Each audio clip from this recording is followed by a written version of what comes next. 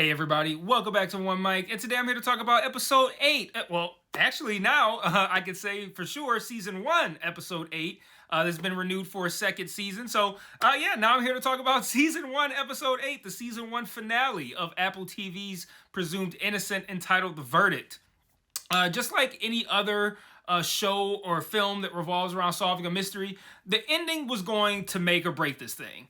Even if everything that preceded it was excellent, and most of it was pretty strong, a stinker of an ending can make you throw the whole show in the trash, like like Carmy throwing out an imperfect meal. What a waste of money Carmy was on the beer. Anyway, so I'm happy to report that I think this finale pretty much delivered on every front. And that's not to say this is an amazingly great finale or anything like that. It's more so to say that it felt like an appropriate ending for the show that has preceded this episode up to this point.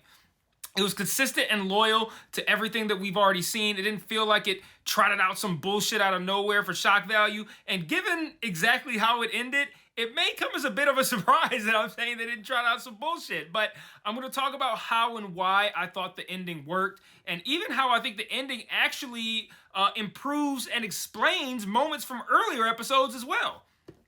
This episode also gave Jake Gyllenhaal and Ruth Negga one last opportunity to showcase their acting chops, and both of them took full advantage. So I'm excited to talk about this one, so let's get into it. Hey everybody, I just want to take a small break from this review to talk about the various other ways you can engage with me on other platforms. If you're so inclined, and I understand why you wouldn't, I am an acquired taste, but you can join the Patreon where you can get extra content like retro reviews, where I review old shows and movies to see if they still hold up today, Mike's Musings, where I talk about shows I'm watching that I don't cover on the channel, or Mike's VOD, where you can commission me to watch a show, which I will then review on the channel. And if you want to engage with me and chat with me more directly, I also implore you to join the Discord and follow the Facebook page. I set up channels in the Discord for all of us to discuss the shows I'm reviewing on the channel, and I also drop new videos in there since it's the easiest platform for me to share to from my phone. The Facebook can be really fun because I sort of live comment on shows I'm watching, often while under the influence, I'm not going to lie. And I'll also share news there, both about television and film, and about myself as well. So if you like my content, you want to be more engaged, you think I'm charming, or you simply want to show support, feel free to sign up for the Patreon or join the Discord or Facebook today. Links to all platforms are in every video description. Remember to share all my shit to your respective social media platforms. And now back to this review. For starters, one of the first things I liked about this episode is something I've liked all season. And again, here we are at the finale. We're done. The season's over. And I am completely and totally baffled at how Alan Sepinwall said this show was a snooze fest. What the fuck show did he watch?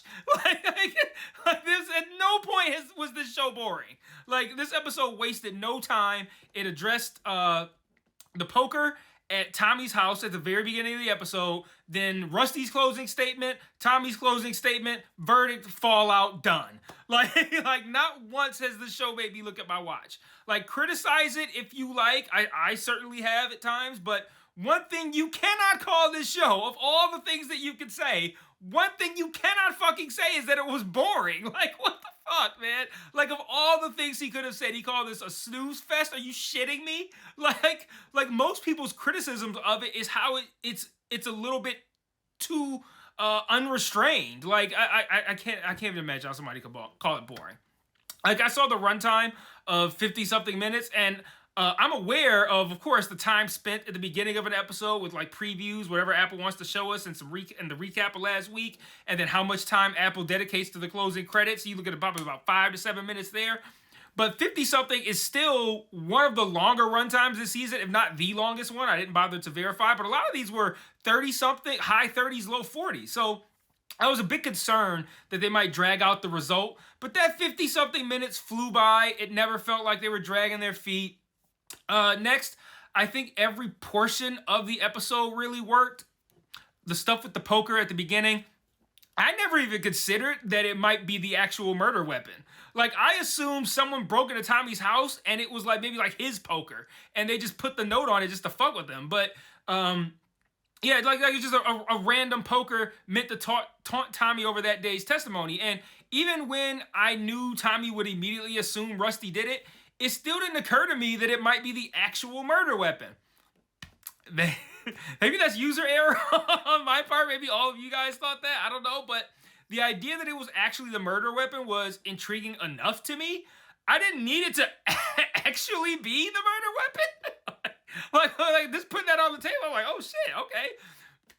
So when Rusty and Barbara are at home, and he's just casually like, oh yeah, by the way, that's definitely Kara's. That's definitely Kara's fire poker. I recognize the chip on the handle. Sure glad my prints aren't on it. Like, I was pretty impressed. I'm like, okay, well that was not like we're in the finale, and you're still kind of like giving me a peek behind the curtain here. Like, no, we still got some more tricks up our sleeves. Why don't you check this out? And we haven't even gotten to the closing statements yet. Making it the actual murder weapon, it got me even more invested in learning who actually did it, especially since that kind of confirmed that the killer must have been in the courtroom. Now, if I were to criticize this episode for something, it would be the empty stomach testimony scenes that we got in the courtroom this week. Rusty and his team have this woman testifying. I'm assuming, I don't know if they said her actual job title. I'm assuming she's just a different medical examiner.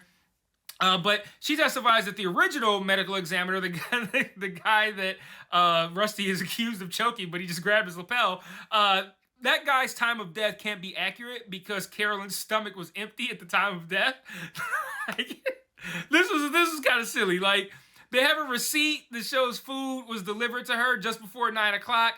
And the first medical examiner said the time of death, well, I think it was like around 10 o'clock.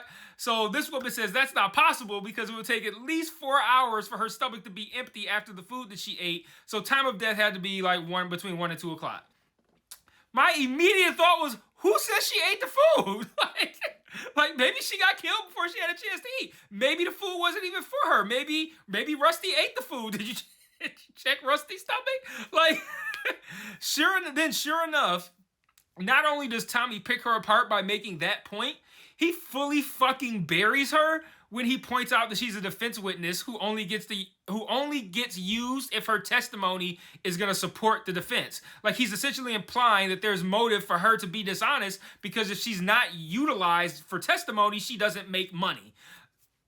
Check and mate, man. Like, Tommy got her all the way the fuck out of there.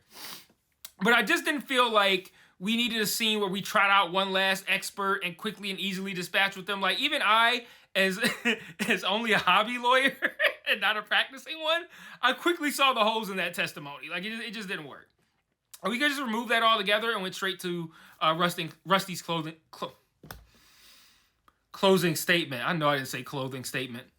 And Rusty's closing statement is great, both as a performance by Jake and as a statement by someone who cheated on their wife, impregnated the person that they cheated with, and then possibly murdered that person.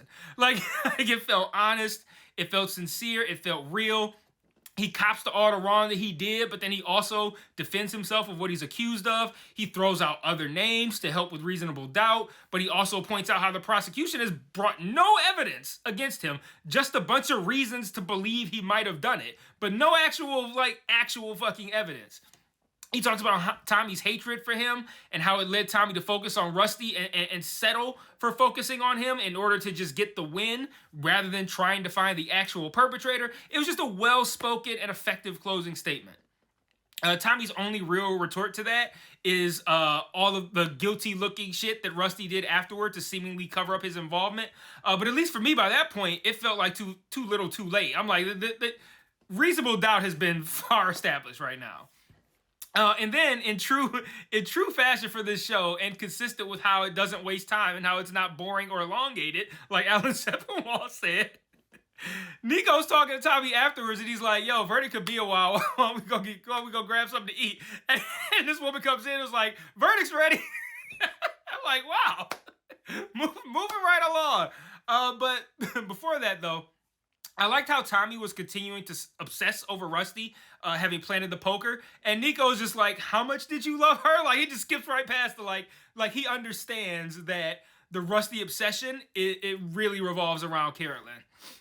Because yeah, obviously, I think what the show wants us to pick up on here is that Tommy's hatred of Rusty is likely born out of jealousy over Rusty being able to essentially bag the girl that Tommy's interested in, despite being married. He's like, he got 2 bitches, I can't get none. I'm sorry, I just had to say that. But we get to the verdict announcement, and honestly, pretty anticlimactic. But again, I don't think I mean, it really wasn't meant to be. Like the reveal isn't whether or not Rusty's found guilty. Like, I'd have been shocked if Rusty was found guilty, because at the end of the day, they didn't even come close to proving without a reasonable doubt that he did it. They didn't offer any proof. Like, only opportunity and motive. So Rusty's found not guilty. Big surprise. And the most telling thing that comes out of the verdict is the degree of Tommy's obsession. He says that now Carolyn's murder is going to go unsolved because he dropped the ball. And that statement says to me that he still believes that Rusty did it. And Nico correctly just like, let him go. Let it go, bro. You got to let Rusty go, man. And then now we've reached the climax of the episode and the season, the fallout from the verdict and the reveal of who actually commit the crime. And like I said, I'm going to talk about how and why it worked for me. If it didn't work for you guys, I fully understand. But the reveal starts with something I actually didn't like. A pretty implausible kind of like fake out reveal. For starters, I don't like fake outs in general. If you've been around this channel for a while, you know that, especially at the end of a finale, when we need to be doing the actual reveal. Like, I wasn't a fan of this explanation itself either, but just again, why are we doing fake outs like this late in the game? So Rusty says that Barbara herself commit the crime, but had disassociated herself from it, just like his daughter Jaden had mentioned earlier in the season. He says he came back to Carolyn's, found her dead, and cleaned up the scene and tied up Carolyn in order to cover for Barbara. That was way too far out of left field for me on a show that, again, aside from a couple of moments, has largely been grounded in reality. Then you have Rusty calmly and confidently saying that this is what happened, but on the other side of that, you have Barbara looking truly confused, like, what the fuck are you talking about, and calling him crazy. So in the moment, I'm thinking this is the big reveal, like we're finding out what happened, and not only do I not like the explanation, I can't even tell if Rusty's actually telling the truth or if he actually is crazy. So I was prepared to be like, well, I liked everything up until the very end. But then he says he tracked Barbara's car and he knows that she dropped off the poker at Tommy's place. And I'm like, wait a minute now, that's pretty damning. And then in walks Jaden, his daughter.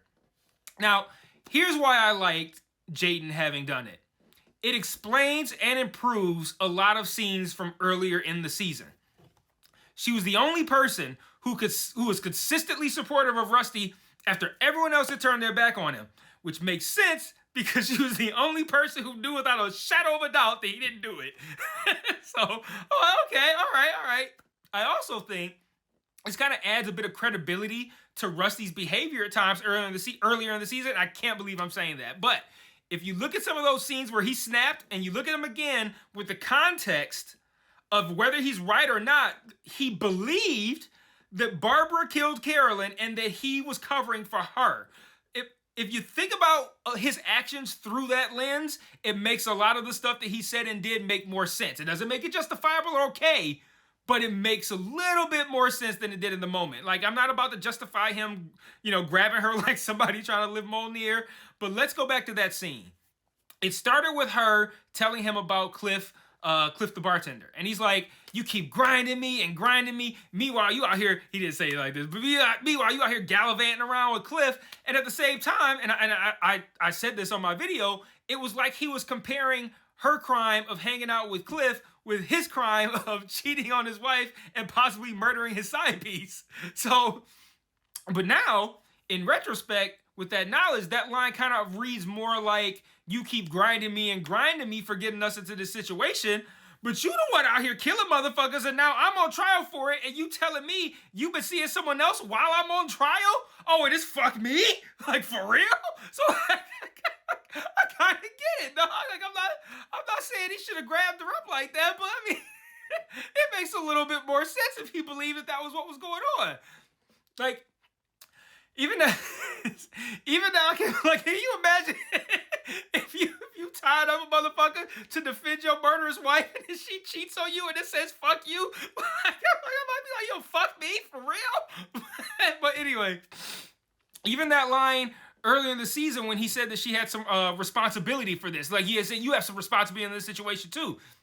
And I was kind of like, we were all like, the nerve of this motherfucker. And then I theorized on here, like, maybe he was talking about responsibility for them drifting apart and their marriage kind of crumbling, and then like pushing him toward Carolyn. What if he was actually being mad literal, like like, hey, we're a team. You did the murder. I covered it up. You can't put all this on me. You got to take some responsibility too, seeing as how you the actual murderer. So like, yeah, on one hand, there was nothing all season that could have pointed us toward the daughter, and normally, yes, that would bother me. I like to feel like I could have solved the mystery given what was on the screen. I give Only Murders in the Building shit for this all the time, even though I love that show so much. But the reason I like this is because even though I do feel a bit blindsided and there was nothing on the screen to suggest that Jaden was the killer, I like how this ending made previous scenes make a little more sense, or at least added some context to them, or failing that, it gave me a couple of funny things to point out in this video. So we can look back at some of those scenes, like the ones of Jaden being really supportive of Rusty, in an entirely different light now. So in a way, the evidence was on the screen, we just didn't know it. So there we go. But yeah, all in all, I really enjoyed this show. Top tier popcorn TV, in my opinion. It won't land in my top 10. It'll almost surely get an honorable mention, and I'll be looking forward to season 2. So until then, let me know what you thought in the comments, and peace.